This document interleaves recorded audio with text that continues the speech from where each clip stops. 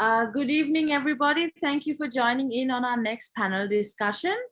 We're just waiting on one of our panelists to join in, but I'd like to take this time to thank all of you for coming in, as well as to introduce you to the moderator, Sriyal Nilanka, and now we just have Bhoomi coming in as well, and we have Niluka.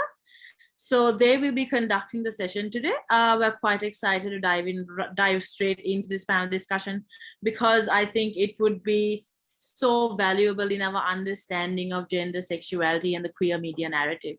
Sriyal, over to you. Hi, everyone. Thanks, Zainab. Thank you for that introduction.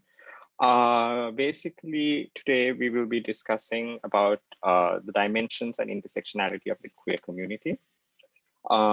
We would be touching upon the struggle that we have as queer folk through mainly the lenses that we have, and try to understand how representation, the stereotypes and the representation of queer identities can be in certain sense useful, but also in largely how it has disadvantaged most of us through our work and our experience. So joining this discussion as panelists would be Niluka Gunawardhana. Niluka is a queer woman with multiple disabilities. She's an educator and researcher and disability rights advocate. Significantly informed by disability justice and queer studies.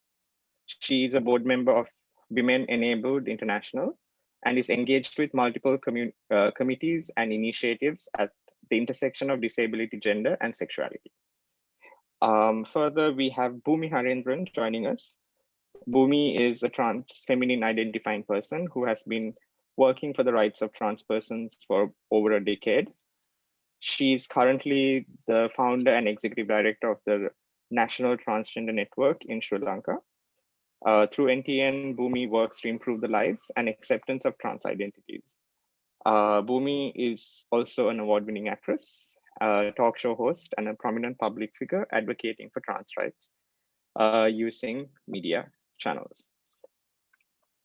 So, and I'm a communications person. I'm a person living with HIV and a member of the LGBT community. My work with the community focused mainly on PLHIV related work in terms of breaking down the stigma and demanding for better services, dignity and respect for people living with HIV and the wide acceptance of PLHIV persons. So before we dive into individual discussions, we have a short video to show you. Let me share my screen. நாங்கள் இந்த கலந்துரையாடலுக்கு செல்வதற்கு முன்னர் ஒரு சிறிய காணொளி ஒன்றை பார்க்கக்கூடியதாக இருக்கும். இங்கே இந்த panel டிஸ்கஷனிலே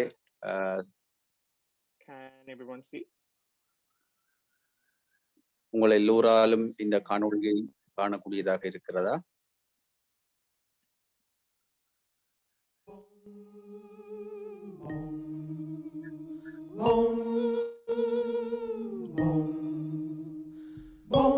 Sex and disability are two words that you don't often hear together. And if you do, it's like, oh, those people have sex?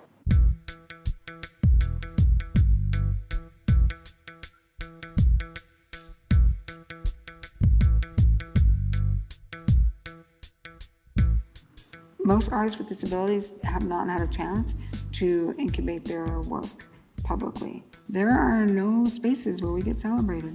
We don't usually get directorial feedback that is not trying to shove our disability or our race or a class or a gender away.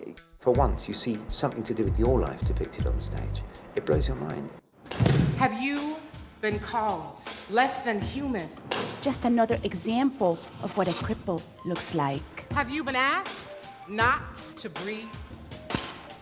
There is no right or wrong body of a conscious revolutionary mind. Another example of what a cripple looks like. That's right. Yeah, I got, you got, they got, we all got. We got them from all angles. All angles. I got, you got, they got, we all got.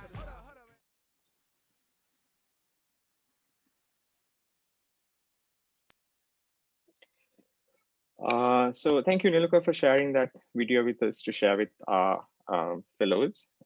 எங்களுடைய சக பங்கு பற்றினர்களுடன் இந்த காணொளி பகிர்ந்து கொண்டமைக்கு நன்றி. Introduce yourself and the kind of work that you're doing, and give us a little bit of insight as to the challenges that you. உங்களுடைய பணிகளில் சந்திக்கும் சவால்கள், தன்மைகள் முதலியன பற்றி சற்று விளக்க முடியுமா?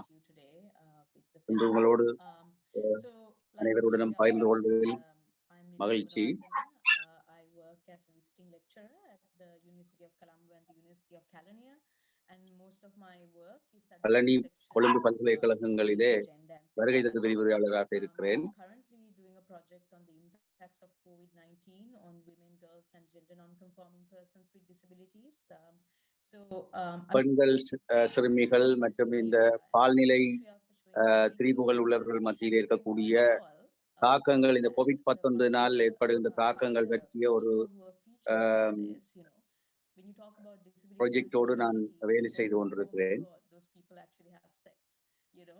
And that is very much, if we look at the Sri Lankan landscape and in terms of experiences that got me into doing this kind of work, that assumption of asexuality, இந்த விடயங்களிலே ஏற்பட்டிருக்கக்கூடிய அனுபவங்கள், வழிகாட்டல்கள் முதலியவற்றின் அடிப்படையிலே இலங்கையை மையமாக வைத்து இந்த விடயங்களிலே செயற்பட்டு வருகிறோம். அப்பாவிகளை சுரண்டக்கூடிய அல்லது அப்பாவிகளை பாதிக்கக்கூடிய வகையிலான விடயங்கள் இருக்கின்றன. உல சமூக இயலாமைகளோடு இருக்கக்கூடியவர்கள்.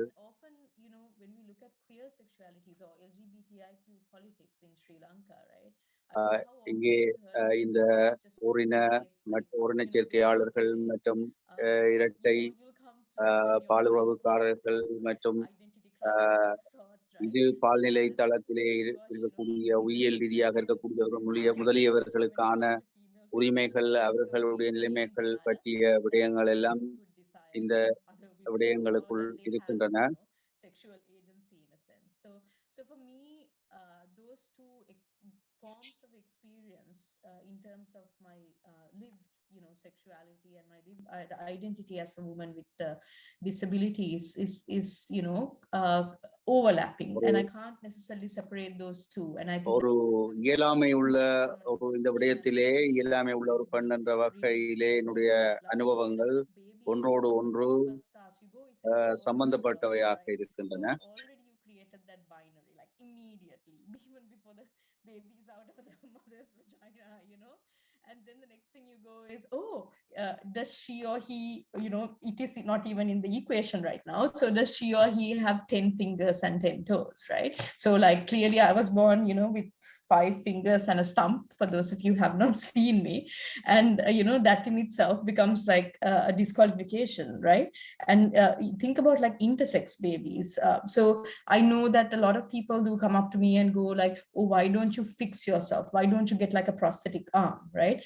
In the case of babies who are born intersex, okay, with organs that are non-definitive in a sense, this almost rush to assign a sex at birth, right? So I'm just going to scratch the surface because I know we're going to talk more about it, just to say that be it disability of needing to correct, needing to cure, needing to normalize, right, to our sexuality, to our gender identities, that people who belong to these two communities have a lot of common experiences in that way. And one thing I'm trying வகையிலே இந்த சமூகங்களை சேர்ந்த இந்த வகையான பாலியல் ரீதியான பல்வேறுபட்ட இயலாமைகள் உள்ள சமூகங்களை சேர்ந்தவர்களுக்கு கிட்டத்தட்ட ஒரே மாதிரியான அனுபவங்கள் இருக்கின்றன இந்த விடயத்திலே.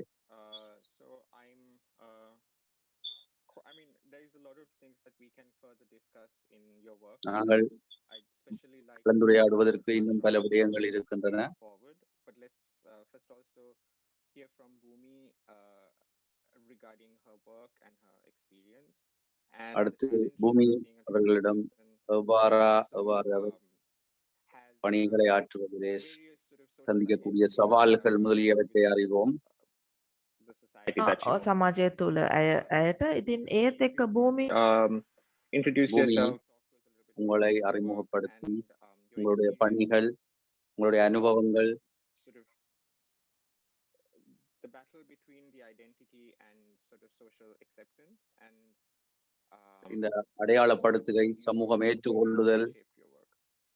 உங்களுடைய அனுபவங்கள் முதலியவற்றை பகிர்ந்து கொள்ளுங்கள். Hi, good evening, everyone, and thank you for having me.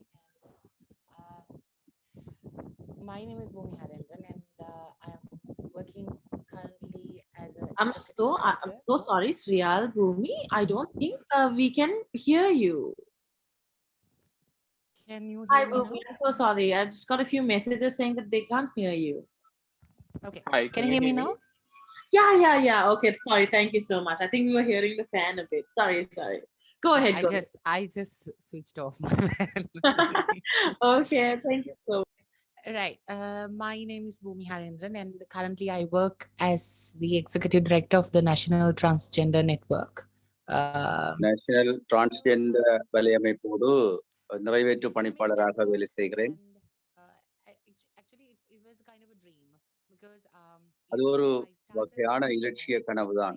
in 2010 as a volunteer person for Family Planning Association, YPR Youth Group. ஒரு So the biggest challenges அதிலே இணைந்திருந்தேன் பல ஆண்டுகளுக்கு. accepting myself, because from the childhood when I feel difference, because like we are really good at comparing, right? So I studied in a boys' school. நான் ஆண்கள் பாடசாலையில் படித்தேன். சிறு பிராயத்திலிருந்து என்னை வித்தியாசமாகவே பார்த்தேன்.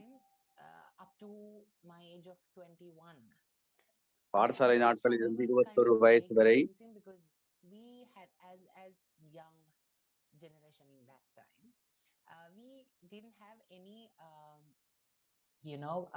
places, persons or institutions to discuss about how we feel, in our school. நாங்கள் எவ்வாறு பாடசாலையில் உணர்ந்து கொண்டோம் என்பதை கலந்துரையாடுகிற பொழுது அங்கே பல போராட்ட அம்சங்கள் இருக்கும், போராடிய கதைகள் இருக்கும். இந்த சமூக கட்டமைப்பிலே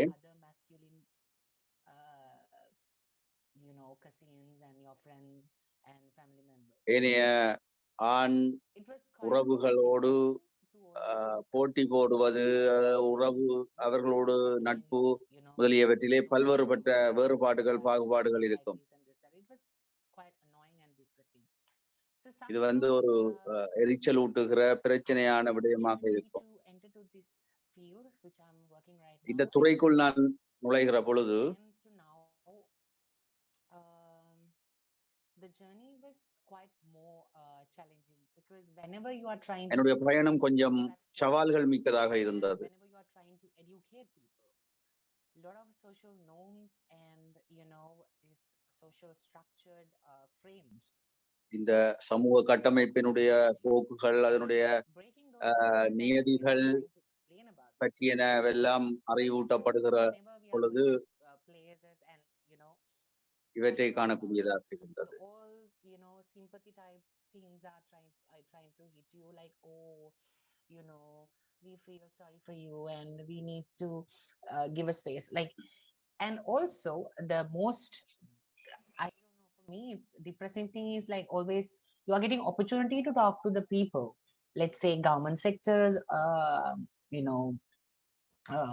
உங்களுக்கு பல்வேறுபட்ட அரச துறைகளோடும் அரச துறைகள் வெவ்வேறு வகையானவர்களோடு பேசக்கூடிய வாய்ப்புகள் இருக்கின்றன.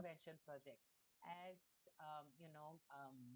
key affected population, which like one day I'll give you a small example. Like after all these sessions, trainings, the first question that have been asked like, பயிலரங்கினுடைய பயிற்சிகள் you know, like முதலியனவற்றின் need to work பின்னர் on, you know, like your people having a lot of sex and they do sex working. You need to, you know, like stop asking them to stop doing sex working because you guys are kind of tend to இவ்வாறானவர்கள் மத்தியிலே அவர்களை தங்களுடைய தொழில்களை இந்த பாலியல் தொடர்பான தொழில்களை நிறுத்தும்படி கேட்க வேண்டிய நிலைமைகள் முதலியனவும் இருக்கும். what I found all you know through all these years, இந்த வருடங்கள் முழுவதுமாக இன்னமும் transgender is a kind of a broad term, and transgender என்பது if you are இந்த going through the gender reconstruction process, if you are end of the day, if you are falling to man or ஒரு மிக பாரிய ஒரு கருத்துருவமாக அல்லது சமூக கருவாக பார்க்கப்பட வேண்டிய விடயமாக இருக்கின்றது. I mean, a transgender person is not a person, not only a person who going through the process, but there are transgender who are not going through the process, who really don't want to do gender reconstruction process and all. It's like, to get the acceptance, you have to always tick the boxes, which is really depressing. மூன்றாம் பாலின நபர் ஒருவர் என்று கூறக்கூடியவர் தன்னை ஒரு ஒவ்வொரு பால் நிலைகளுக்கு மாற்றப்படக்கூடியவராக கூடிய தன்மைகள் உள்ளவராக இருக்கலாம்.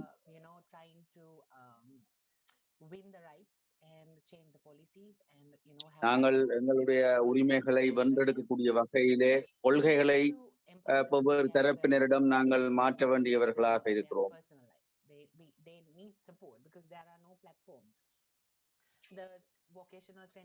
எங்களுக்கு தளம் இல்லாத பொழுது that we have currently in Sri Lanka very gender binary, whether they will accept you to go. நாங்கள் எங்களுடைய பணிகளை ஆற்றுவதற்கு ஒரு கொள்கை ரீதியான தளத்தை உருவாக்க வேண்டிய நிலைமை இருக்கிறது. இந்த பாலின பல்வேறு வகை தன்மை பற்றிய உணர்திறன்களை விளக்கங்களை சமூக மத்தியிலே உருவாக்க வேண்டியவர்களாக இருக்கிறோம். When it's come to challenges, the most how can I say, I have no word to explain about it, but எனக்கு சொற்கள் கிடைக்கவில்லை அந்த விடயத்தை விளக்குவதற்கு. is for me is acceptance and inclusivity. It's so we are working towards, I mean, to achieve that and, you know, to reduce that.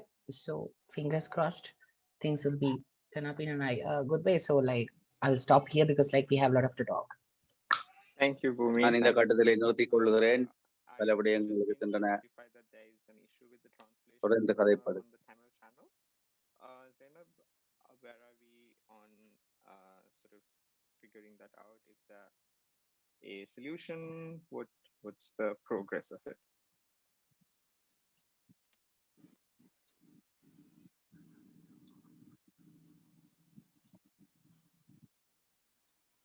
Zainab?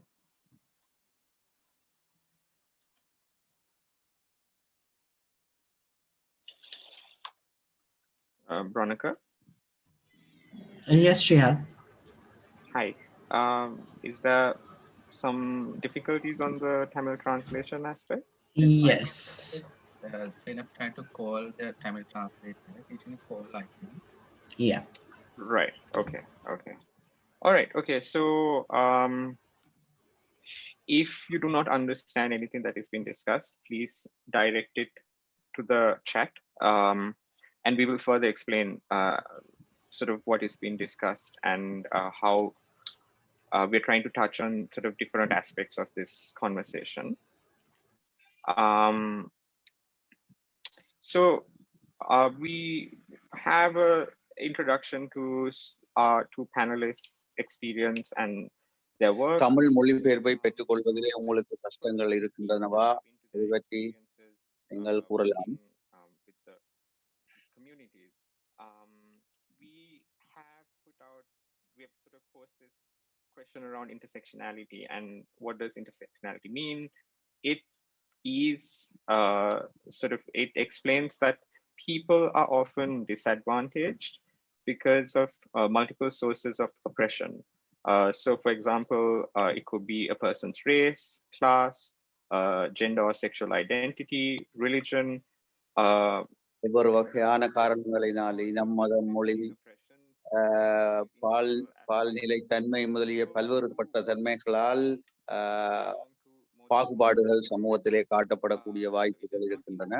They do not exist independently, so they have to not only face difficulties as, say, for example, as a woman, but they also may be sort of susceptible to oppression as, say, a lesbian person.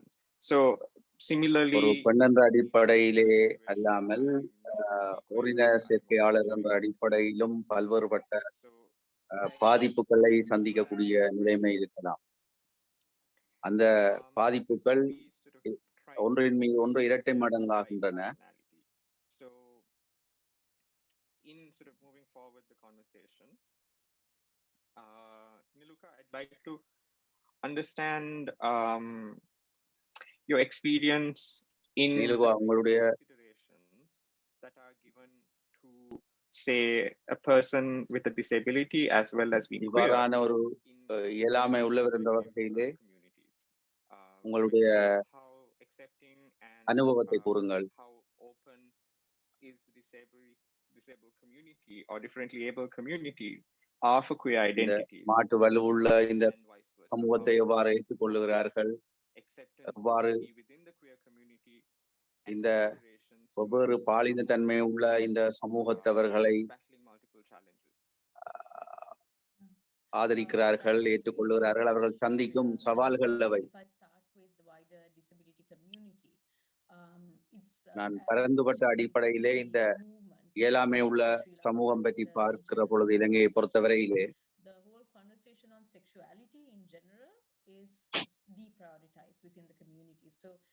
இந்த சமூகம் மத்தியிலே இருக்கக்கூடிய இந்த பாலின தன்மை, பாலின சம நிலைமைகள், சமத்துவமின்மைகள் பற்றிய பிரச்சனைகள் இருக்கின்றன. இந்த விடயத்திலே ஒரே அளவான கனதியை, ஒரே அளவான பார்வையை கொடுக்க முடியாத நிலை இருக்கிறது. இந்த அதிகார அரசியல் மற்றும் அதிகார நிலைகளிலே இது பற்றிய மாற்றங்கள் தேவையாக இருக்கிறது.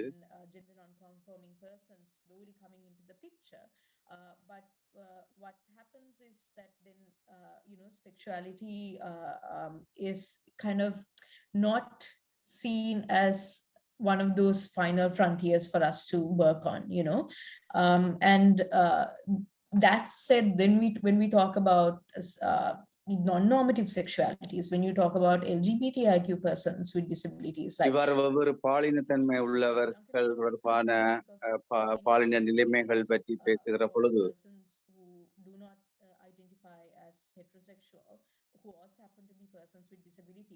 ஒவ்வொருவரையும் ஒவ்வொரு விதமாக அவர்களுடைய நிலைமைக்கேற்ப அடையாளம் காணுகிற பொழுதெல்லாம் பிரச்சனைகள், சவால்கள், கடினங்கள் இருக்கின்றன, எழுகின்றன. Conducting this in English, so even within those distinct communities there are still all these kind of variations and differential experiences, right? Like the multiple oppression කෙනෙකුට වෙනස්. ඒ තුල තියෙන පීඩාවන් වෙනස්. එතකොට දැන් අපි පාටි එකක් දානකොට අපි හිතනවද ප්‍රවේශය ගැන? නැත්නම් හැමෝටම එන්න පුළුවන් නේ. දැන් ආබාධ සහිත එක්කෙනෙක්ට ඒ කියන්නේ වීල් චෙයාර් එකක් පාවිච්චි කරන එක්කෙනෙක් රෝද පුටුවෙන් මේ පාටියට එනවද කියලාවත් අපිට අපේ ඔළුවට එනවද? ඉතින් මේ වගේ මානසිකත්වයක් නේ අපිට තියෙන්නේ.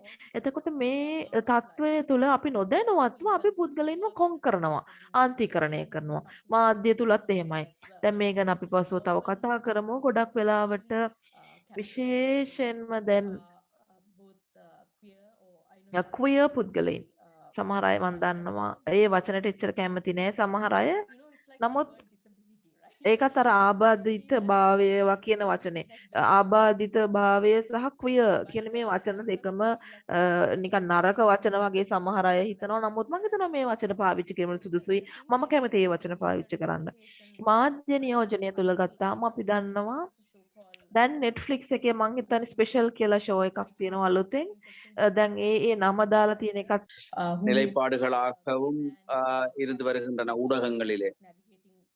That intersection. So now we're slowly seeing a change in the representation, which has not, been the case for the last God knows how many years. So yeah, and so if you look at the cross movement, like I told earlier, like both these groups, if you look at them individually without the intersectionality, have undergone, medicalization, pathologization, institutionalization, very common experiences, but we're not really meeting because of the inherent heteronormativity and heteropatriarchy, I would say, in the disability community. And sadly to also say there is ableism within LGBTIQ spaces as well. So, how do we, for me, the best way to kind of bridge that gap is to see our commonality of experience, that we can't talk about, LGBTIQ oppression without looking at, for example, disability oppression, without looking at, racial oppression, to have a broader lens of our shared struggles. Thank you, Niluka. Just to further probe, you did talk about sort of this overgeneralization of identities and sort of coupling of and categorization of multiple sort of identities under umbrella terms, if I may. If we could talk a little bit more about the sort of advantages and disadvantages of this kind of sort of grouping or labeling of persons' experiences. How would you sort of say it has worked in the sort of larger discourse of it, or like what kind of disadvantages are we still trying to battle between this? Yeah, it's really interesting, and that's a great question, Sriyal. Like when we look at the whole experience of oppression, right? I think often what happens for those of us who may not have, standard life experiences, whatever that standard or normal, that's the word that is often used, right? People who are abnormal, people who are unnatural, right? Both when it comes to LGBTIQ persons as well as persons with disabilities, this whole idea that we are not normal is prevalent, right? And it has its own complexities, which we don't have necessarily the time to deal with today. But the reason why I brought that in is that it's because of that, right? Because we are seen as non-conforming, that it has become necessary for us to use our identities to collectivize, right? And some people can say that, right? They're like, why are you putting that in my face? Why do you have to make that an issue almost, right? And it's like, you don't need to talk about that. Us straight people don't have straight pride. And I'm like, exactly, the fact that we have undergone historical disadvantages, historical oppression, historical erasure, right, is then why we need to claim, or in a sense reclaim, those identities, right? And I know for the disability community especially, there are all these different models that are associated with disability, but this social model is kind of when young persons with disabilities in the West started to realize that, hey, there's nothing necessarily wrong with me, but if I look at, inaccessible built environments, social attitudes, all these external things that causes barriers to people who experience an impairment, right? So even in the disability community, this recognition of, hey, we as a community of persons with different impairments experience exclusion because of barriers in society and in the built environment, that sense of identity has been very important in the evolution of the disability rights movement in the world as well, So it's not to say that, we want to just be shouting slogans, but it is because if we don't, then in a sense we are unseen. And also it gives us a space, and I mean for all of us, right, that safe space. And for a lot of us, the nice thing about community spaces or collectivization is that we create that safe space for each other, right? And so that, and that can even involve families as well. That level of acceptance. And Bhoomi, I could like really resonate with what you said about, you know, the stereotypes and the internalization, right, of the ableism, of the homophobia in our society. Like I know I've carried that baggage around for a long time, and it, you know, still in the process of kind of working through that, because you're told something is wrong with you or something's bad about you, you know, from the time that you're very young, or, you know, so again, that's the thing. So when we look at these identities in terms of identity politics, it's for me a means of collectivization and also a political strategy, right? Because if we don't talk about it, then really it wouldn't get spoken about at all, in a sense, you know. Thanks, Niluka. Just to add on to what you explained, I mean, even in the sort of same-sex marriage campaigns that launched in the US, it's no secret that many of the queer persons in even mainly in the United States were not for pro-marriage. Their marriage wasn't something that they wanted, or it wasn't. Some of them didn't really believe in the constitution of marriage, etc. But for the purpose of the betterment of the community and the needs of other members, they sort of took on this politics of a heteronormative institution.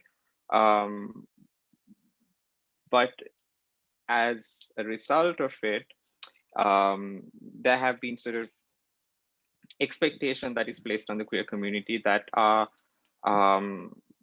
sort of based and rooted in heterosexual ideologies or heteronormative ideologies. So Bhoomi touched on the idea of stereotypes. And if we are to sort of further explain what a stereotype is, it's mainly a oversimplification of ideas about a group or a social category that strongly influences how we expect them to behave or understand their behaviors. Inherently, we tend to generalize based on the little information that is accessible to us about certain groups of persons.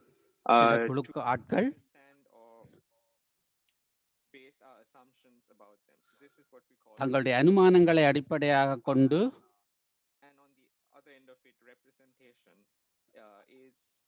அடுத்த பக்கத்தில் பிரதித்துவமானது அந்த பிரதித்துவத்தான் சிறுபான்மையினர்கள்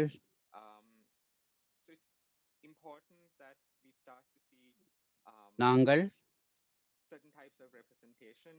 சில வகையான பிரதித்துவங்கள் சன சமூகங்கள் அத்துடன் அடையாளத்துவம் என்பன உள்ளன. ஆகவே முழு இலக்கு என்னவெனில் இந்த உரையாடல்களின் முழக்கு உங்களுக்கு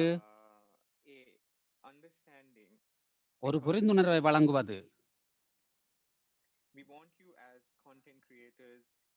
நீங்கள் உள்ளடக்கத்தை உருவாக்குபவர்களாகவும் விவரணங்களை எழுதுபவர்களாக கதையை எழுதுபவர்களாக ஒரு உணர்வு கொண்டவர்களாக இறந்த காலத்தில் சரியாக செய்யப்படாதவைகளுக்கு பரிசீலிப்பில் எடுத்து உங்களுடைய அனுபவங்களை கொண்டு So rather than using sort of or conforming to what is expected for general stories and content to be, we want you to have a better understanding of individual narratives of each other. So just to talk a little bit about stereotypes and the trans community, Bhoomi, can you give us a brief understanding of sort of stereotypes of the trans community and the media representation of it, and what kind of impact has this had on the trans identity of a person? How does the media representation and the stereotypes affect how a trans person views and sort of intends to project themselves?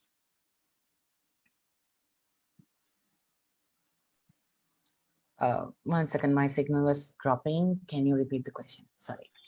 Right. So can you give us a brief understanding about the effect of stereotypes on trans communities and the type of media representation of trans communities or media representation in general? How has this shaped a trans person's identity? And what kind of expectation has the media placed on trans persons about themselves? The media representation is kind of sometimes horrible because when we are talking about entertainment side of the media, maybe dramas, maybe in reality shows and some programs. We have seen from the from earlier stages, they have used people's some sort of disabilities to make fun, some sort of talking disabilities, walking disabilities, some sort of disabled accent, like, sorry if I'm making some sort of offensive words, but to make fun, they have used it. Like we have seen some sort of in a lot of dramas, comedy dramas, they have used these people's speaking disabilities. Like we are telling it in Sinhala, Gotagahana, right? And now it have become, I don't say it trans community specifically, but a man have feminine accents, and that softness, that kind of a woman accents and behaviors we see within a man. They have taken that now as a to make fun of it, to make people laugh. So what I feel is again, indirectly, they are insulting and making fun of the women, right? Because like they according to this social structure, a man can't be soft. A man, I mean, like, I have been asked, like, why are you behaving like a man? What I believe is I have a strong personality. I find some soft qualities with me, but like more than soft qualities, I have like so much rough and strong qualities, and I don't behave like socially identified woman. I don't have very soft accents. I do when I perform, but when it's come to normal my general life, I don't act as that. So I have been asked, don't talk loud, speak soft, don't laugh loud, sit properly, wear like long sleeve jackets, behave like a woman. So rather, no matter whatever you are going through, surgeries, and let's say, I really don't like to talk about this, but unfortunately we have to. Whether I have gone through all surgeries, have vagina and breast implants and all cosmetic surgeries, and try to fit into socially accepted women's box, end of the day they will again compare me to a biological woman. And I'm still confused, who's a woman, right? What is the exact definition for a woman, which we don't have, right? So ability to have a kid, to be dominant by a man, and speak soft, wear like body covered, I wear, you have seen, like, I'm wearing saris all the time. So my sari jacket have been always questioned, right? This is not a proper sari jacket to this place and that place. So it's like always framed, but no matter what kind of processes that you have gone through, no matter what kind of acceptance that government have given to you, whether I have my female ID card, but it's not enough for people, you know, like they will always question about, okay, why you wanted to become a woman, why, so like, are you happy, whether you are getting the same feeling. And the most pathetic question I have been asked, like, whether will a man get satisfied by you as, you know, he is having sex with a biological woman, which is, I found it really disgraceful to ask like that. But like, unfortunately, just because you are a trans woman, the power have given to non-trans community members to question me in a really inappropriate ways. If I'm going back to the media, we have seen like a lot of people have, uh, like men wearing gowns and, you know, frocks, saris to target some politicians, target some communities, which is really a geographic way affects the community. Because people see, I mean, earlier days that people have recognized as us as gay guys, right? A man wearing female clothes are gay, right? Now only fortunately that that view is, I mean, change, becoming, to be changed. But there's a நாங்களும் மாறுகிறோம். அந்த செயல்முறையில் தான் that we can see. But அந்த மாற்றத்தை நாங்கள் இன்று காண்கின்றோம். gays are, I mean like, இந்த when it's ஆண்களோடு ஆண்கள் தொடர்பு கொள்பவர்கள் போன்றவர்கள் acting as that, so it's அவர்கள் அவ்வாறு நடிப்பவர்களாக and உங்களுக்கு தெரியும். it's a insulting thing இது ஒரு அவமதிப்பு விடயம் என்று நான் நினைக்கவில்லை இங்கே சொல்லுவது. ஏனென்றால் பல வருடங்களாக நாங்கள் இதை பாவிக்கின்றோம். இந்த சனசமூகத்தை அவமதிப்பதற்கு நாங்கள் பாவிக்கிற வார்த்தைகள் தானே.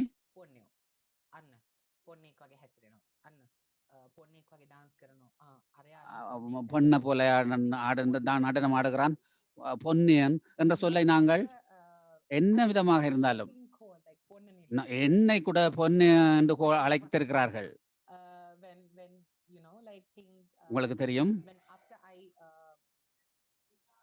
won the award, I have got few messages by saying ponniyonta samman hamba wenawa, like that. So it's but you will get kind of acceptance. I mean, like, I have been lucky to be in places, but in those places also you are just being so stigmatized and categorized.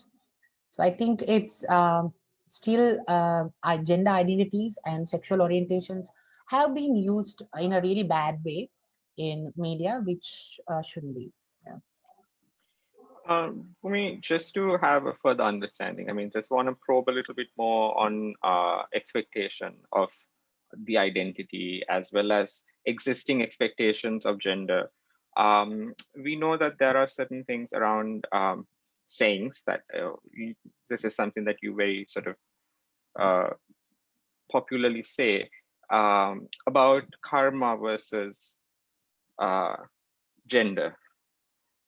I mean, what's the impact of that? What is the impact of that sort of inherently Sri Lankan understanding of certain genders and its usage in sort of when it's directed towards trans communities?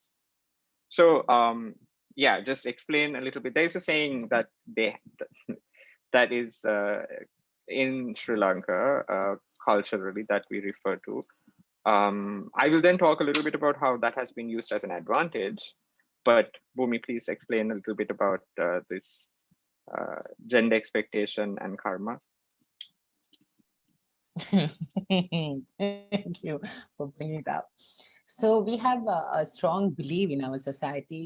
You have to do a lot of being to become a man, right? And you have to, in your previous birth, you have done so much sins to become a woman, right? So the first thing ever coming up whenever we are talking about these trans issues and gender identities, you have to do a lot of good things to get you know, a biological man, to become a biological man in this society. So, you know, you are a pathetic sinner that you are just, you know, destroying it and becoming a woman.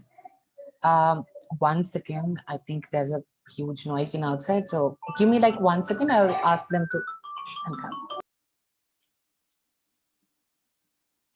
So the saying goes, like, as a trans person or a trans woman, that you are twice sinned to shed sort of your assigned gender and identify with your with the gender that you feel most. How the sort of the advantage of this, similar to what Niluka said earlier about the politicization of certain concepts. This, the prevalence of this mindset has impacted how trans communities are viewed overall within Sri Lankan society, even from a legal aspect of it, to the point where sexual orientation is something that is a choice that you make and that is penalized. But gender identity is something that you have had no control over. It is your karma, and it is an impact of your past lives. So therefore, we can provide some level of acceptance and legal provisions for trans persons, because that was never their choice. How කියන mindset එක. So I just wanted to sort of bring these up to the surface to say that how society sort of has this understanding of different communities, and as a result of it, these have lasting impacts on communities, which are not limited to just interpersonal communications. It has a larger impact that shapes entire legal systems. So just posing this question towards Niluka and then Bhoomi.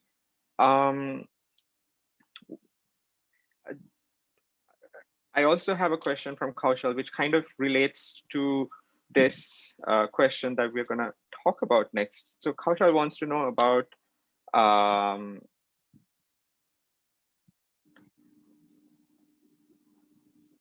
sure, Nishadi. So let me keep that on hold. Niluka, we have a question to understand what kind of narrative is, what kind of narrative does karma play in terms of persons with disabilities?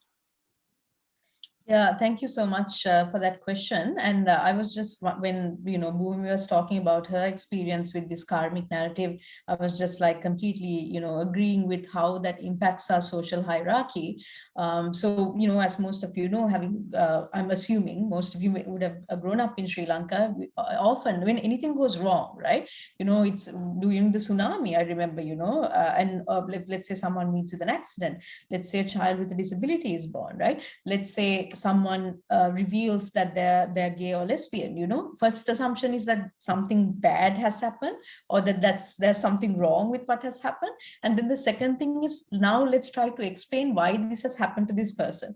So given our sociocultural context, we have a very nice way of creating this karmic narrative of, you know, punishment. And it's like, I mean, I've done quite a bit of research in this area, and it's karma is not as simple as this, like tit for tat, someone's going to, you know, punish you for your previous life sin, but that's the kind of mentality that you have. And when I talked about earlier about like that internalized stigma, right, karma is also a main factor of stigma when it comes to a lot of non-normative communities in our country, right? So it could be persons with disabilities, LGBTIQ persons, and because of that stigma, we also have like almost bad karma by association, where even the families are told, right? Especially like with disabilities, mothers are often blamed and said, "Oh, must be your bad karma that you had a baby with one arm or something like that." And I mean, I can laugh about it now, but when you are in the midst of it, especially when you're younger, right? And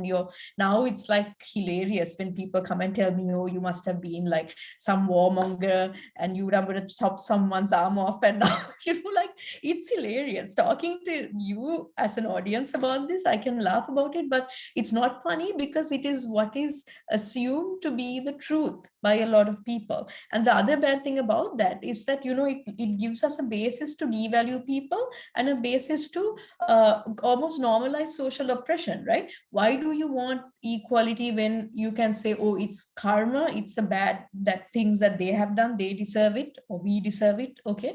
And so there's no then motivation for any remedial action or to move towards social justice, right? And the other thing when it comes to us people who are seen as karmically stained or deficient is that people internalize that, and that sense of badness is carried. And also then the other aspect of it is the whole charity model, right? I mean, we like Bhoomi, even with gender and sexuality, people go ane pao, or ane pao, they can't do anything. In the case of disabilities, we should put them in a home for disabled people and give them a butt packet. And you see how disempowering our social structures become because of that karmic narrative, அவர்களில் வலுவில்லாக்க செய்கின்றது. I එල think ගොඩක් බල රහිත කරනවා ආබාධ සහිත පුද්ගලයින් නැත්තම් ඒ අනෙකුත් විවිධ framework for anything that's deemed non-normative. So this actually goes to both of you, and also further to sort of Kaushal's question around the dependency we have about this ane pao narrative, right?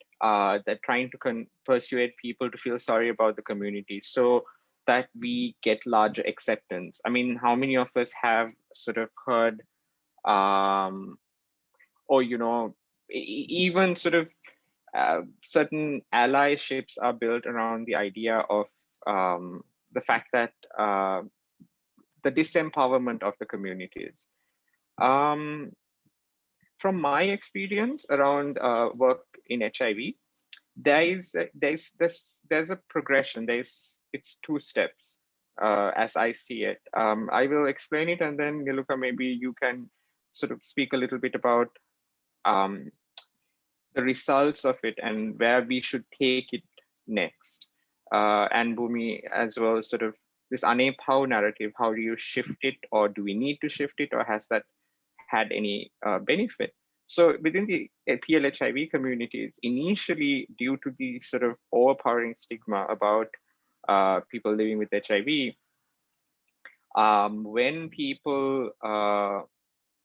when people started coming out and talking about their HIV status, or it was disclosed or somehow identified, there were situations where people's houses were burned. There were situations of sort of really sort of traumatic violence directed towards people living with HIV.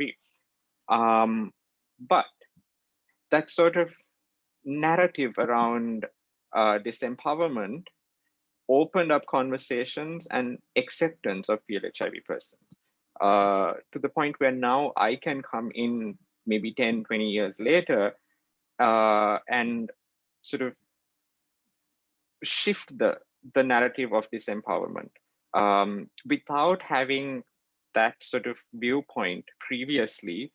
I don't think we would have had wider acceptance, and this is just my point of view and my experience of it.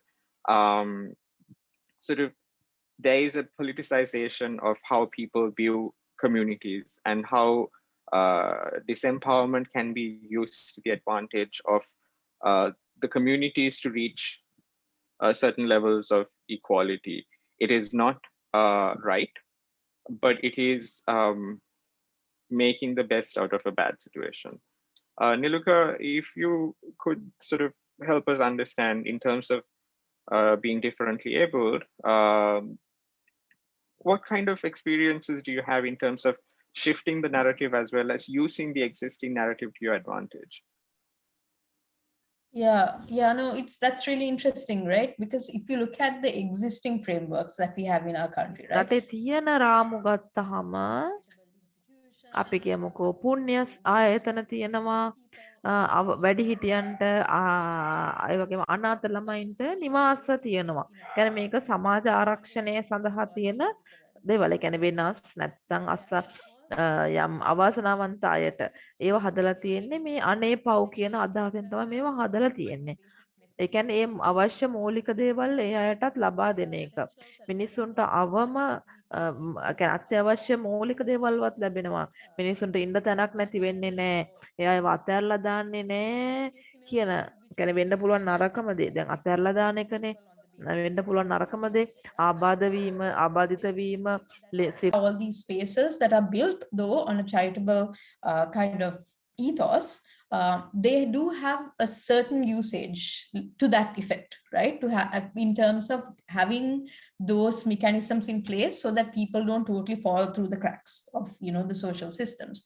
But that said, like you correctly said, it then is limited because it's based on a model of segregation, right? And exclusion again. So you are excluded from the community, but you're still not totally completely socialized in a sense, because you are in a contained environment, right? And also in terms of kind of tapping into people's potential in terms of human dignity and value and worth, those things you spoke about earlier, when we started this discussion, those kind of explorations and also even those kind of opportunities to demonstrate one's capacity to contribute to society would not really take place in a purely charitable context, right? Like so then we have new versions like corporate social responsibility, right? Social activism and justice. So these do, in a sense, if you look at the history of it, have some kind of sometimes originating from the work of the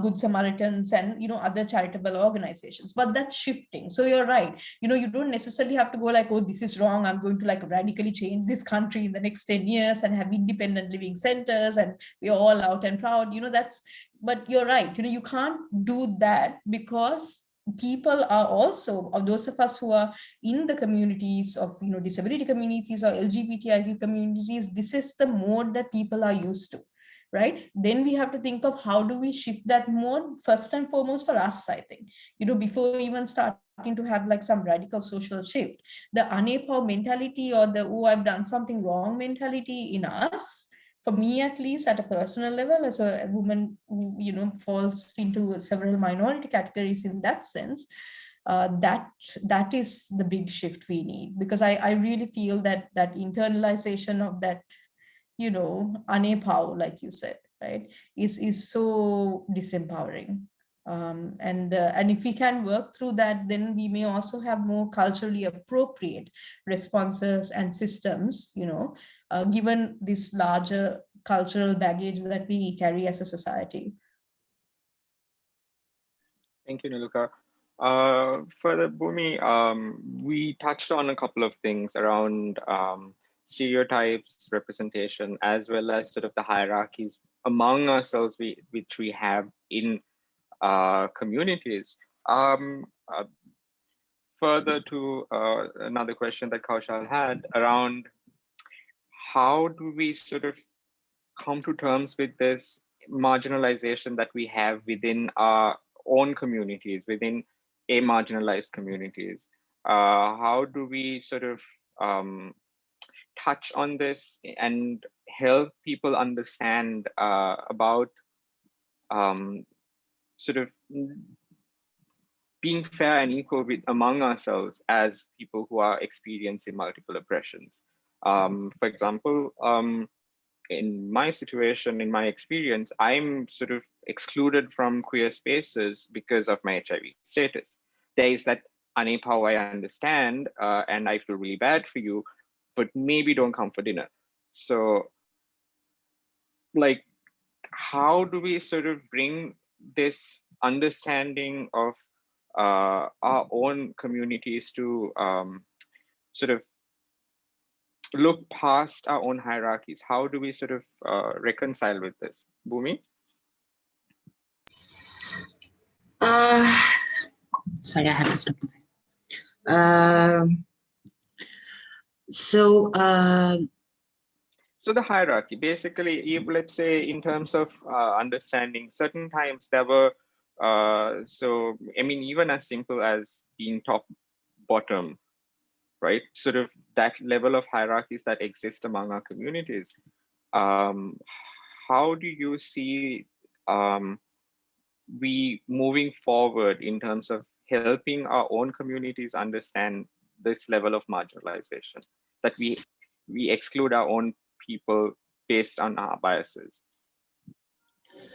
Well, I think it's a two-way process. I think, as I said earlier, also like if we are I mean, in one hand, whenever we are working for equality and rights, I think we need to do the same, not same, but in kind of a level advocacy program for the community members as well, sensitization, because I'll speak in Sinhala because I'm kind of stuck now. I think we need an attitudinal change, not only in society in general, also within our community. Because if we are working to attain some rights, we have to do that together. It's a joint journey. We have to share. If we have divisions, that is a major concern. I think that we ourselves, we have set up certain power dynamics. It could be due to lack of opportunities, or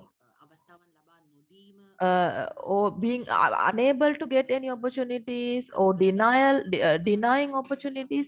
So due to these things, there are certain, there are certain barriers, and when that happens, so now you look at qualifications.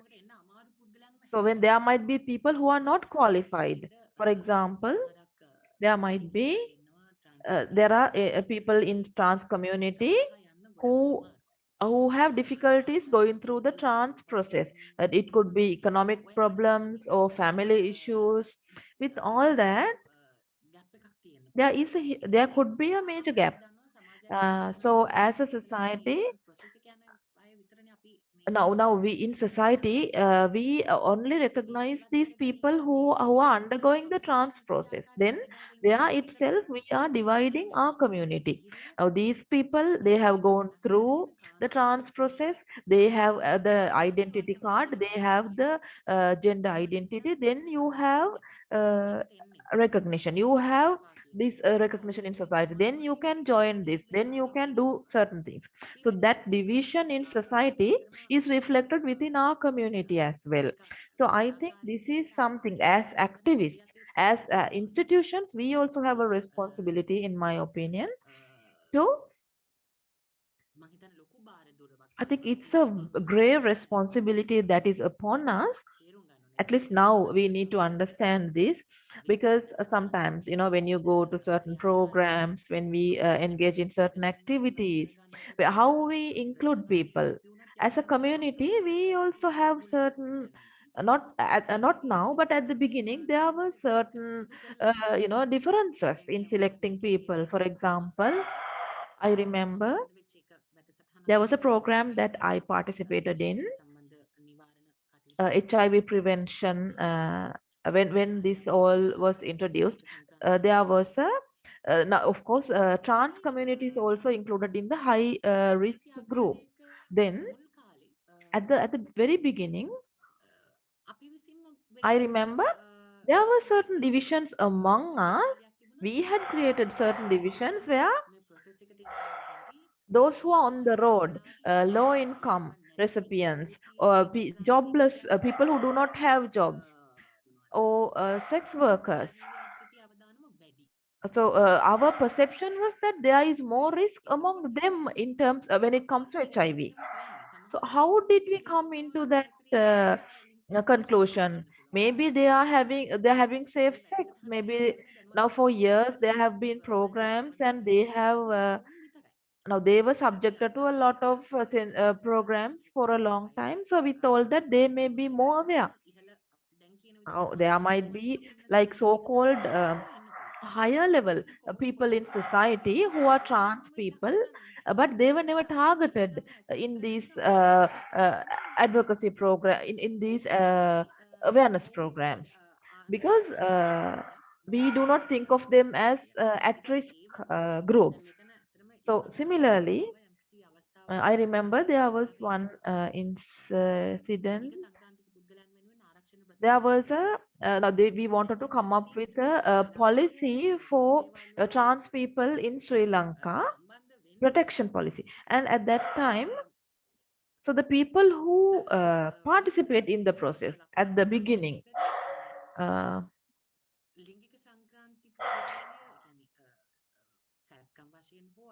we were only focusing on people. සංක්‍රාන්ති සමාජභාවී පුද්ගලයන්ව විතරයි අපි focus කරේ. සහ ඒ වගේ දේවල් වලට එන්නේත් ඔවුන් විතරයි. මොකද එතනත් ආයි බෙදාවෙන් කරගැනීමක්. මම මේ process එකේ ගියාට පස්සේ මම ගෑණියෙක්. මම trans කියන category එකට අයිති වෙන්නේ නැහැ. මේක අයිති වෙන්නේ අර වගේ තාම මේ අනන්‍යතා පත්‍රය හදාගන්න යන කොටසේ කට්ටියට විතරයි කියන එක. ඉතින් එතනදී යම් ඇත්තටම මේ ප්‍රායෝගික ගැටලු මතුණා. මොකද ඇතුළත් කරගැනීම inclusivity කියන එක ගොඩක් වැදගත් නිසා.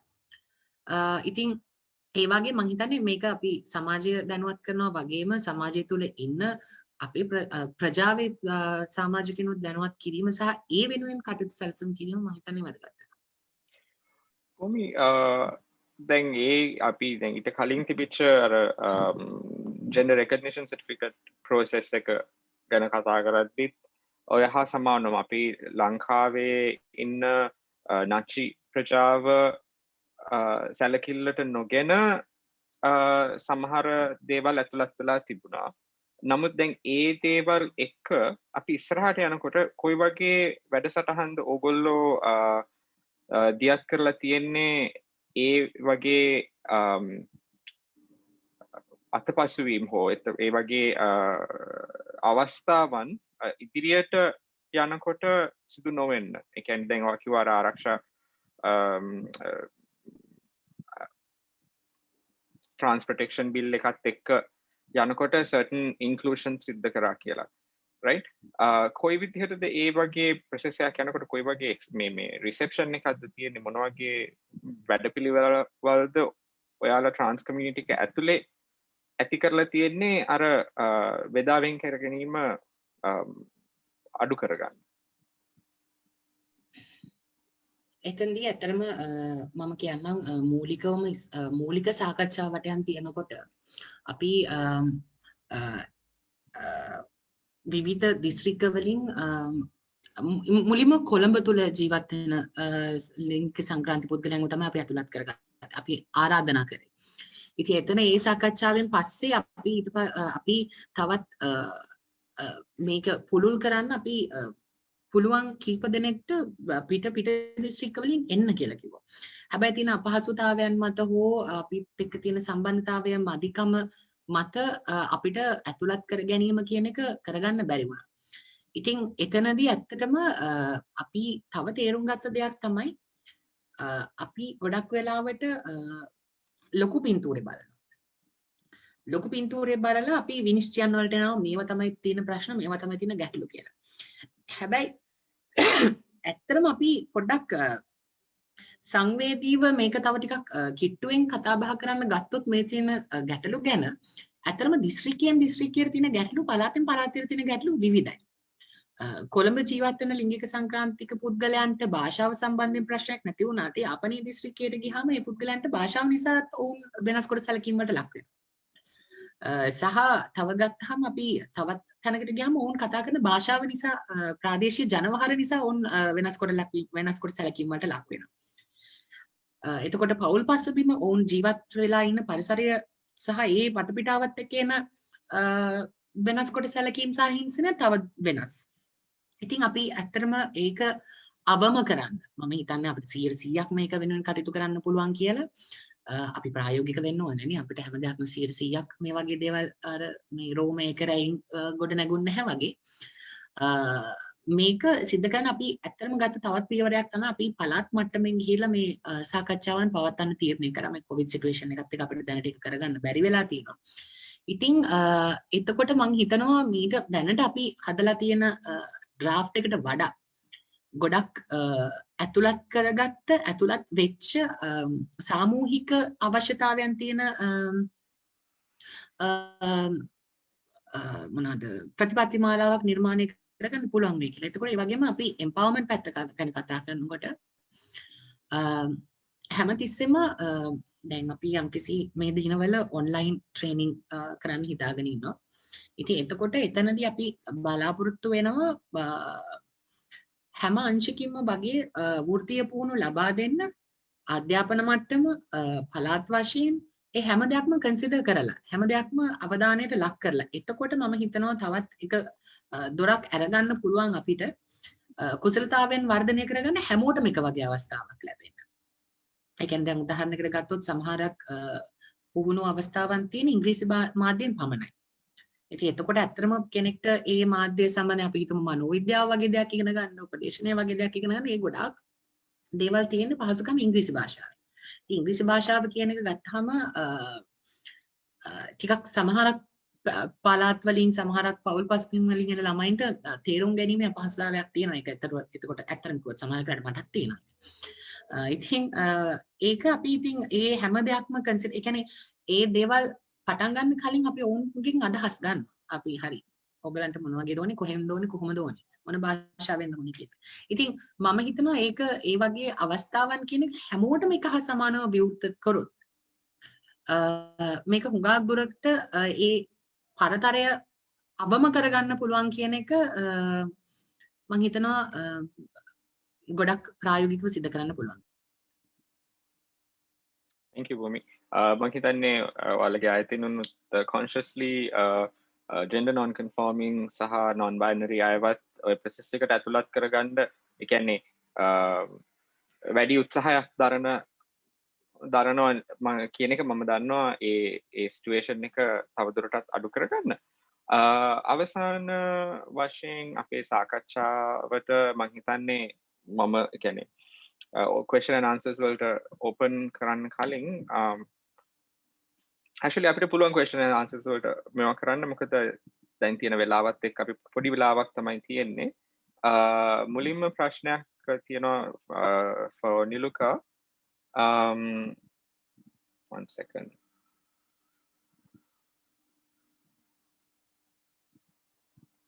So Minoli wants to know Minolita දැනගන්න ඕනේ තමන්ගේම content හදනකොට ඒක ආබාධ සහිත පුද්ගලයින්ට ප්‍රවේශය දෙන විදිහට ඒක කරන්නේ කොහොමද කියන එක දැනගන්න කැමතියි. මෙනලි මේ ප්‍රශ්නට ස්තුතියි. මම හිතන්නේ මාධ්‍ය නියෝජනයේ පැත්තෙන් ගත්තාම දැන් පැතිකඩ කීපයක් තියෙනවා. එකක් තමයි ප්‍රවේශතාවය, අනිත් එක නියෝජනය.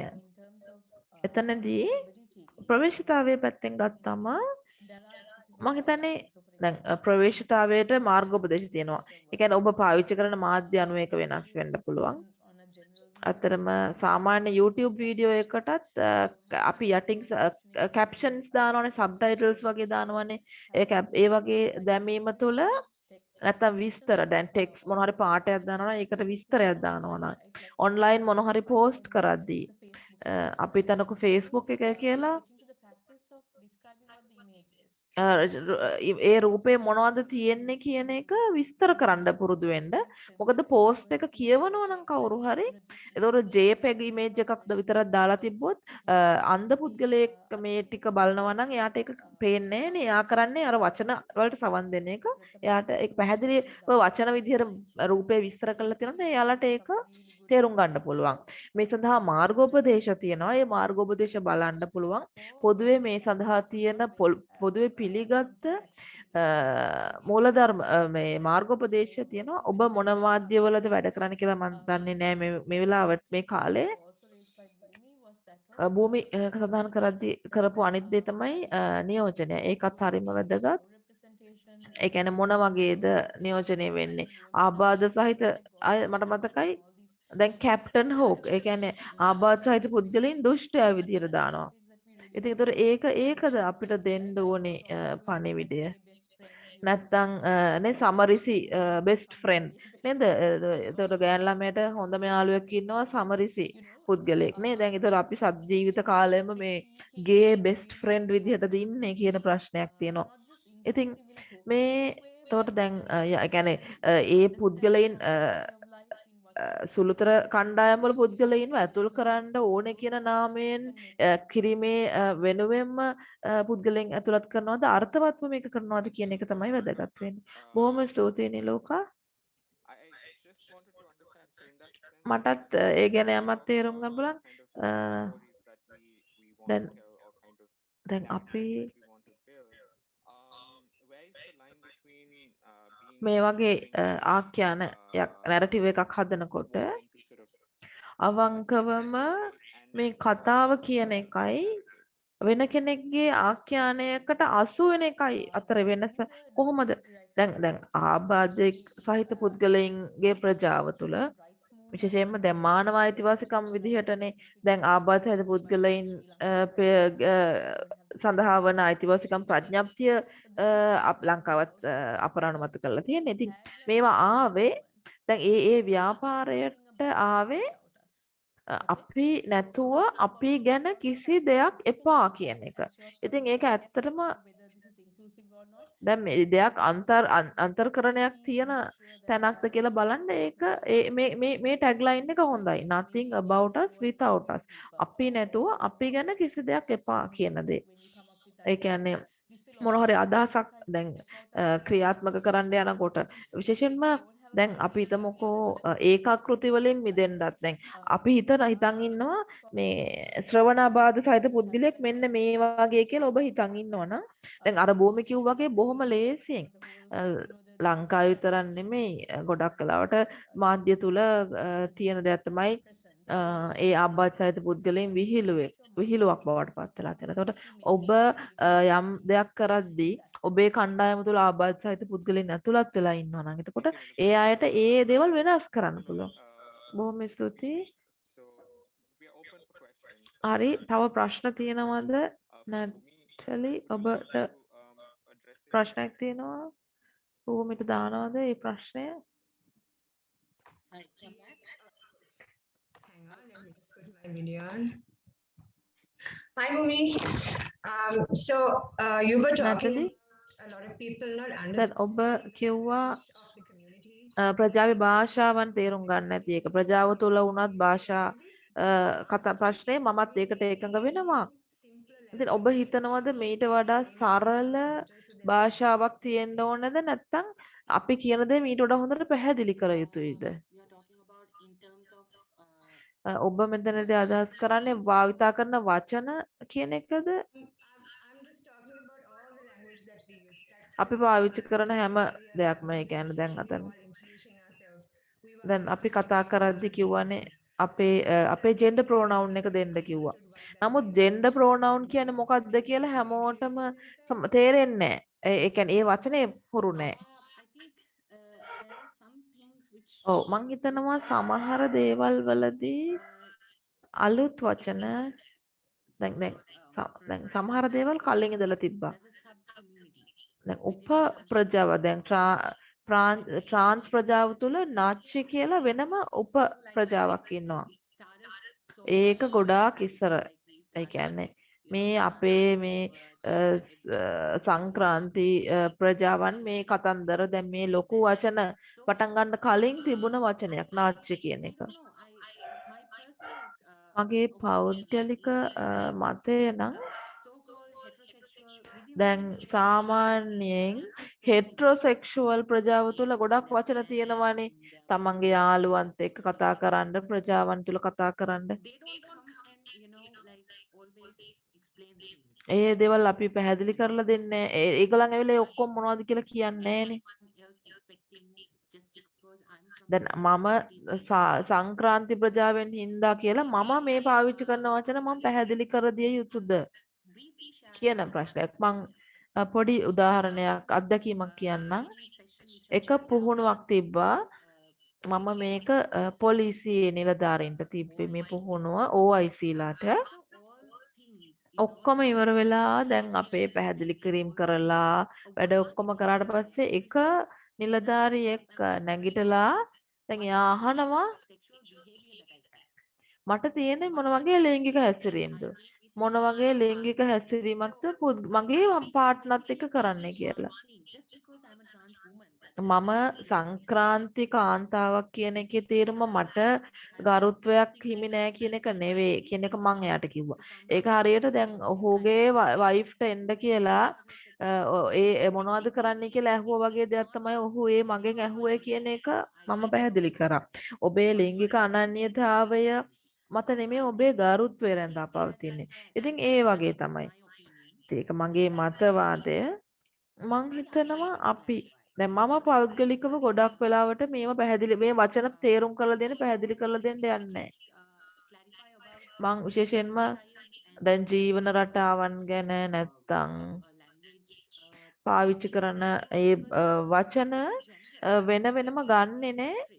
මොකද දැන් අපි දිස්ත්‍රික්ක විදිහට ගත්තාම දැන් සිංහල වලත් දැන් තියෙනනේ භාෂාව අතර වෙනස්කම් වචන දෙමළ වලත් තියෙනවා. වචනවල වෙනස්කම් තියෙනවා. පිළිගත් දේවල් තියෙනවා යෙදුම් තියෙනවා මම සරල දෙමළ තමයි කතා කරන්නේ. නමුත් යාපනයේ කට්ටිය කතා කරන දෙමළ මට තේරුම් ගන්න අමාරුයි. කතා කරන විදිහ ඒක වෙනස්. නමුත් අපි ඒක පිළිගන්නවා. අපි හැඩ ගැහිලා ඒකත් එක්ක යන්න උත්සාහ කරනවා. ඉතින් මම හිතන්නේ ඒක තමයි මෙතනත් වෙන්න ඕනේ. අපි විශේෂයෙන් මේව පැහැදිලි කරලා දෙන්න යන්න අපි වක්‍රාකාරයෙන් ඒක අපි වෙනස් මේකට විශේෂ දේ වචන තියෙනවා විශේෂ අවශ්‍යතා තියෙනවා කියන මතයක් තමයි අපි ඇති කරන්නේ. ඉතින් මේ විදිහේ දෙයක් අපි කරන්න අවශ්‍ය නැහැ කියලා මම හිතනවා. ඒක තමයි මගේ පෞද්ගලික මතය. බොහොම ස්තුතියි. බොහොම ස්තුතියි නැට්ලි ප්‍රශ්නෙට. බොහොම ස්තුතියි භූමි. ඊළඟ ප්‍රශ්නේ ඉසුරුගේ. ඉසුරු ප්‍රශ්න ඉදිරිපත් කරන්න.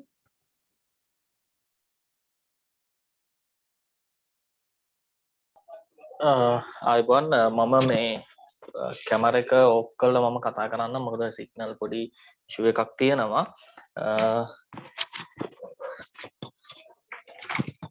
හෙලෝ මෙහෙම මගේ ප්‍රශ්නය දැන් මේ වෙනකොට LGBT ප්‍රජාව සාමාන්‍යයෙන් අපි දන්න ගොඩාක් අය ඉන්නවා වෙබ්සයිට් මාර්ගයෙන් හරි මොනවා හරි දේවල් මාර්ගයෙන් ඒගොල්ලෝ සෙක්ස් වර්කර්ස්ලා විදියට තමයි ඒ කියන්නේ විශේෂයෙන්ම ට්‍රාන්ස්ජෙන්ඩර් අය ඒගොල්ලෝ සෙක්ස් වර්කර්ස්ලා විදියට විතරයි ඒගොල්ලෝ ඉස්සරහට එන්නේ ඒගොල්ලෝ රජයේ මාර්ගයෙන් හරි එහෙම නැත්නම් පෞද්ගලිකව හරි එහෙම නැත්නම් ස්වයං රැකියාවක් විදියට හරි වෙනත් මොනයම් හෝ රැකියාවක් කරන්න විශේෂයෙන්ම ගත්තොත් මේ සෙක්ස් වර්කර්ස්ලා විදියට ඉන්න අයත් බොහොම ලොකු මේ අධ්‍යාපන මට්ටම් වල ඉන්න කට්ටිය. ඒ කියන්නේ සමහරක් අය කැම්පස් ගිහිල්ලා පවා ඩිග්‍රියක් පවා තියන අය. ඉතින් මේක නිසාම වෙන්න පුළුවන් මට හිතන විදිහට සමහරක් වෙලාවට මේ LGBT ප්‍රජාවේම නැත්නම් ට්‍රාන්ස්ජෙන්ඩර් ප්‍රජාවේ බොහෝ කොටස් සමාජයෙන් කොන් වෙන්නේ මට හිතන විදිහට මෙන්න මේක නිසා.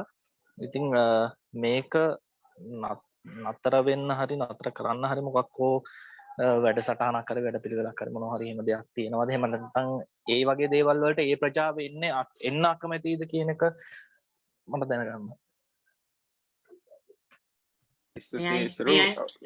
One second, hold on. Isuru ආගේ ප්‍රශ්නය මොකක්ද ගොඩක් ස්තුතියි. භූමි ප්‍රශ්නට උත්තර දෙයි. කියන්න භූමි කියන්න. හරි මම සරලව ගොඩාක් වෙලා ගන්න නැතුව මම මේක පැහැදිලි කරන්නම්. ට්‍රාන්ස් කමියුනිටි එක ඇතුලේ ඉන්නවා උපාධිධාරීන් ඉන්නවා. එතකොට උපාධිය අරගෙන රැකියාවන් වලට යා ගන්න බැරුව ඉන්නවා. සහ උපාධිය අරගෙන රැකියාවන් කරලා රැකියාවන් වලින් අනන්‍යතාවය නිසා එළියට දාපු පුද්ගලයෝ ඉන්නවා. අපි ප්‍රායෝගිකව බැලුවොත් සමාජය තුළ රැකියාවක් ගන්නත් මිනිස්සු බාහිර තමන්ගේ තියෙන සුදුසුකම් වලට වඩා බාහිරින් විනිශ්චය කරන සමාජයක් තමයි අපි අද දකින්නේ. ඇත්තටම කිව්වොත් එහෙම අපි ට්‍රාන්ස් කමියුනිටි එක පැත්තකට දාන්න. අපි පොදු මහ ජනතාව පොදු සමාජය ගත්තත් ගොඩක් උපාධිධාරීන් ඉන්නවා රැකියාවක් නැති. හේතුව ගොඩක් වෙලාවට ඔවුන් බලාපොරොත්තු වෙන ඔවුන් ෆ්‍රේම් කරලා තියෙන පෞරුෂත්වය නැහැ කියන එක. සමහරක් වෙලාවට හොඳ හැකියාවන් වලින් පිරිපුන් පිරිස ඉන්නවා භාෂා ප්‍රශ්න තියෙනවා. එතකොට රැකියාවන් ගන්න නම් Tamanට ඉතාමත් ශක්තිමත් පසුබිමක් තියෙන්න ඕනේ. සමහරක් රැකියාවන් වල සුදුසුකම නැතත් අපි දන්නවා දේශපාලන බලපෑම් මත රැකියාවන් හම්බ වෙනවා. ඉතින් උදාහරණයකට ගත්තොත් මම මේ මානව විකාශ ශාස්ත්‍රය අතහැරලා වෙන තැනකට වැඩට ගියොත් භූමි හරේන්ද්‍රන් කියලා මට තැනක් හම්බ වෙන්නෙත් නැහැ. මටත් ගොඩක් ප්‍රායෝගික ප්‍රශ්න දෙනවා. මොකද මමත් ව්‍යාපෘති නැතුව රාජ්‍ය නොවන සංවිධාන වලට සම්බන්ධ වෙලා සම්බන්ධ නැති කාලයක් තිබුණා. මමත් රැකියාවක් හොයපු. මම එතකොට පේස්ට්‍රි හදන කම්පැනි එකකට ගියා අඩුම ගානේ টয়ලට් එකක් හරි හොදන්න කියලා. හැබැයි මගේ බාහිර ස්වරූපය මත මාව තෝරගත්තේ නැහැ. එතනින් මං හැලුවට ලක් වෙලා එළියට ආවා මිසක් මං ආයතනයේ නම සඳහන් කරන්නේ නැහැ. ඉතින් අවස්ථාවන් ඔවුන්ට තමන්ගේ කුසලතාවයන් හැකියාවන් අවස්ථාවන් ඇති කරන්න වැඩි කරගන්න අවස්ථාවන් ඇති කරන්නේ නැතුව අපිට කියන්න බෑ ලිංගික වෘත්තියේ යෙදෙන එක නවත්තන්න කියන එක. මම ලිංගික වෘත්තියේ යෙදෙන එක වැරදි කියලා කියන්නේ නැහැ. හැබැයි අපිට අවස්ථාවන් දෙන්න නැතුව රැකියාවන් අවස්ථාවන් දෙන්න නැතුව අපිට කියන්න බැහැනේ පුද්ගලයන්ට කොහොමද අපි ගිහිලා කියන්නේ ඔය සෙක්ස් වර්ක් කරන්න එපා ඒක හොඳ නැහැ වෙන රස්සාවක් හොයාගන්න. වෙන රස්සාවල් කොහෙන්ද හොයන්නේ? එහෙම නැත්නම් ඒක LGBT සංවිධානයක්ම වෙන්න ඕනි. එහෙම නැත්නම් LGBT පුද්ගලයන් එක්ක වැඩ කරන ඒ ඇජෙන්ඩා එකක් එක්ක තියෙන සංවිධානයක් වෙන්න ඕනි. මේ රාජ්‍ය නොවන අංශයට එහෙම නැත්නම් බියුටි සැලෝන් එකක් වෙන්න ඕනි. එතකොට අපිම හුඟක් වෙලාවට අවස්ථාවන් හරිය ලිමිට් කරලා තියෙනවා. හරිම කෙටි කරලා තියෙනවා. එතකොට හරිම අවම කරලා තියෙනවා. ඒ අවම අවස්ථාවන් ඇතුළත මේ තියෙන සමාජ ක්‍රමයක් එක්ක මේ යන වියදම් මේ ආර්ථික තත්ත්වෙත් එක්ක පුද්ගලයන්ට ජීවත් වෙන්න හරි අමාරුයි. සහ ඉතින් එතකොට අපි අවස්ථාවන් ඇති කරන්නේ නැතුව අපි අවස්ථාවන් වලට ඔවුන්ට මාර්ගය පාදන්න නැතුව කියන එක සාධාරණ නැහැ. ලිංගික වෘත්තිය යෙදෙන එක වැරදි කියන එක. අනිත් එක තමයි අපි ලිංගික වෘත්තිය යෙදෙන මිනිස්සුන් අපි හැමතිස්සෙම ටාගට් කරනවා. අපි ඔවුන් පල්ලයට. ඒතකොට ඔවුන්ගෙන් සේවාවන් ලබා ගන්න යන පුද්ගලයන් ගැන අපි කවදාවත් ඔච්චර හැල්ලුවට කතා කරන්නේ නැහැ. ඔවුන් ලිංගික වෘත්තිය ඇඟ විකිණීමක් නෙමෙයි. අතර මම දකින විදිහට ලිංගික වෘත්තිය තෘප්තියක් ලබා දීම. එතකොට තෘප්තිය ලබා දෙන්නේ සේවයේ තෘප්තිය. ඒකට මුදලක් හම්බ වෙනවා. ඒකට සමහරක් වෙලාවට ශරීරයෙන්ම වෙන්න අවශ්‍ය නැහැ. අපි විවිධාකාරයෙන් ගත්තොත් නර්තනය, ගායනය මිනිසෙක් තෘප්තිය ලබන විදිහ වෙනස්නේ. ඉතින් මම හිතනවා එකක් අපි ලිංගික වෘත්තිය කියන එක මාජිනලයිස් කරන්න නරකයි. අපි ඒක වැරදි දෙයක් හැටියට දකින්න නරකයි. දෙවෙනි එක යම්කිසි ප්‍රජාවක් ලිංගික වෘත්තිය යෙදීමට ඔවුන්ව සමාජය විසින් තල්ලු කරලා එතනට දාලා ඔවුන්ව එතනට විතරක් සීමාවන් කරලා ඔවුන්ට එතනින් එහාට උඩට එන්න දෙන්නේ නැතුව අපි කියනවා නම් ලිංගික වෘත්තිය යෙදෙන නිසා මේකට මෙහෙමයි මේකට මෙහෙමයි කියලා ඒක තරම් සාධාරණ නැහැ. It's not very fair. I know there are institutions, now our institution, and there are other organizations working for sexual minorities. So they try to find job, they try to provide vocational training for this community, but it is going to take long. It is a very difficult task. It is going to take a long time, because you have to change the mindset of the workplaces, because even if the company is willing to give job opportunities for trans people, if the employees are not willing to if the employees are not willing to accommodate them, that is going to be a problem. I hope that is sufficient. Thank you. Thank you, Isuru, for your question. Thank you, Bhoomi, for your response.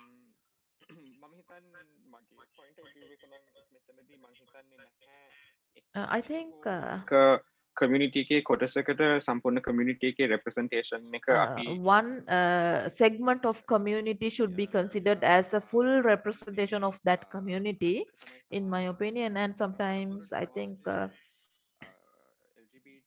LGBTQ, the society's attitude towards LGBTQ community and other factors contributing to it also should be made aware of. Sometimes there may be people engaging in sex work without a choice, and sometimes even if it is done with the choice, we need more discussion about setting up a hierarchy. I mean, how do we look at a person's lifestyle or their choice of employment without judgment? How do we try to understand that? So this is something that we are trying to uh, discuss here. So thank you, Isuru, for raising that question. Probably running out of time. We've actually gone over time at the moment. So we are going to give the opportunity to two questions that were asked priorly. Tharindi will ask a question, and then Kaushal. In case you all have any other questions, please forward it to me. I can forward it to the panel members and then get a response over the next couple of days. We'll be joining. So Tharindi, this opportunity is for you. Yeah, hi. So my question was, now with social media and everything, we do see a lot of more young people coming out talking about their sexuality or lives, speaking up and all of that. Whereas when I was in school, when I was growing up, I didn't see one lesbian. Now it's better, but also when you're talking about issues, especially if you are not a part of the community that you're talking about. So, for example, if in Sri Lanka, I'm talking about the struggles of Tamil people, or if I'm a straight person and I'm talking about the struggles of queer people, um, what is my place in representing them, and how far can I go to represent these communities? Because with like TikTok and stuff, mostly I've seen a lot of allies talking about like a few allies talking up about LGBT issues, or a lot of men talking about women's issues, and sometimes there's a lot of mansplaining and stuff happening. So how do you address these? If you're an ally, how much can you talk about a certain community, and where is your place to stop? I think circling back to Niluka's response in terms of nothing about us without us is a great sort of baseline question, baseline sort of standpoint to stay on when you start talking about it, to see how much of a stake you have in the matter that you're speaking, what is the objective of it. But Niluka, is there anything more you would like to sort of clarify in terms of a person when they are discussing and talking about certain issues that are not their own directly? What's the line? Where do we? For example, so there was a situation where a gay person was creating a trans story with no trans crew or actors in the short movie, and just no matter how much the discussion went, there was no understanding of it, and there was sort of this entitlement that I can tell any story that I want. How do we be conscientious about sort of misrepresentation, or how far is too far? What can we sort of say a little bit more about it?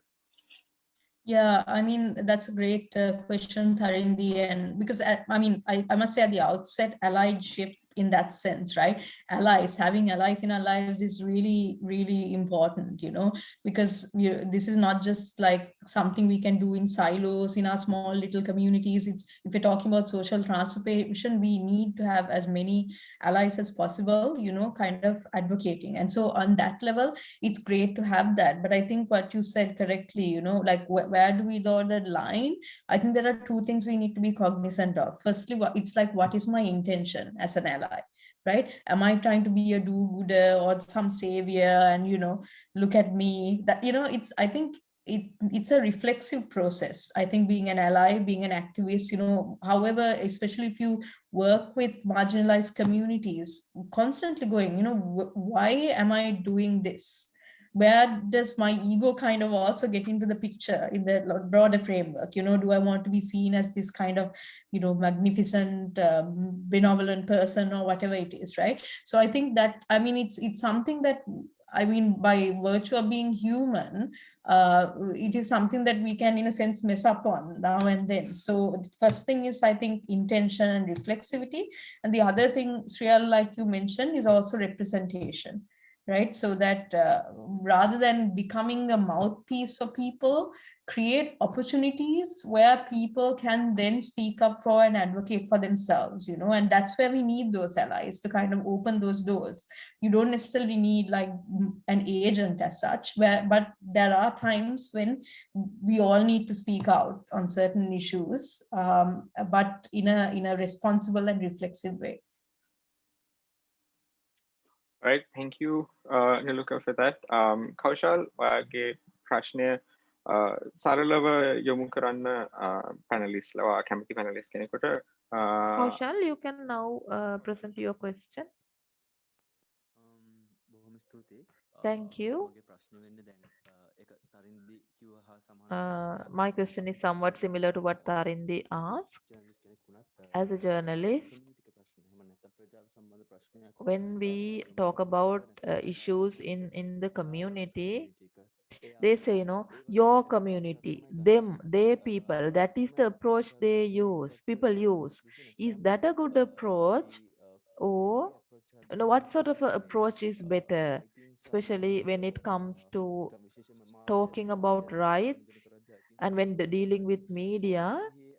What kind of an approach is best when we talk about communities, other communities?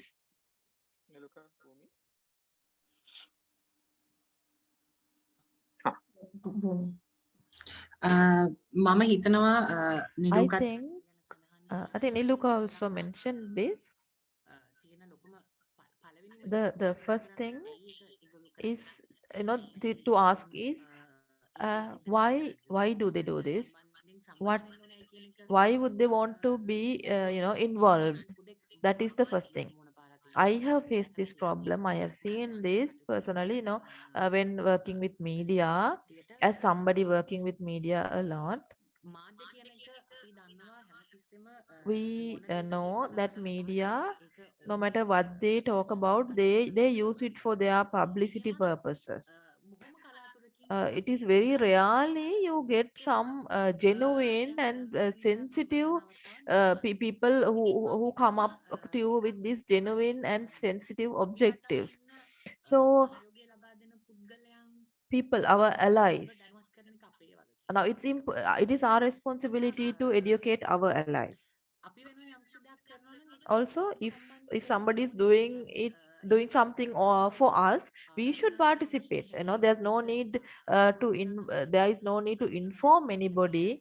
You know, there is no need to send out invitations. If somebody is doing something about us, we go and participate. Sriyal and I, we do this. We just go and kind of insert ourselves there. Sorry, Sriyal, but we, you know, unless we do that, it can be this, you know, it may not be so advantageous to the, actually, even if it's advantageous to the community, if there is no representation from the community, that could be problematic. Now we are all humans and we have certain divisions. Now we are also part of some society. We talk about, now we also have made similar mistakes, you know, we are all learning. So I think, now how should we fulfill our roles, and what is the and understanding the object intention of our allies is something we should do. I'm going to wrap this conversation up, and I have one final reflection and something to give you guys when you're carrying out your work. One thing that you should keep in mind is similar to sort of this co-opting narrative kind of mindset, is that if it's not your story, can you then find a way to give someone who has that story the opportunity to tell that story? Because we come from a place, most of the time I've seen that we come from a place where we feel someone needs to speak up for people who cannot speak for themselves.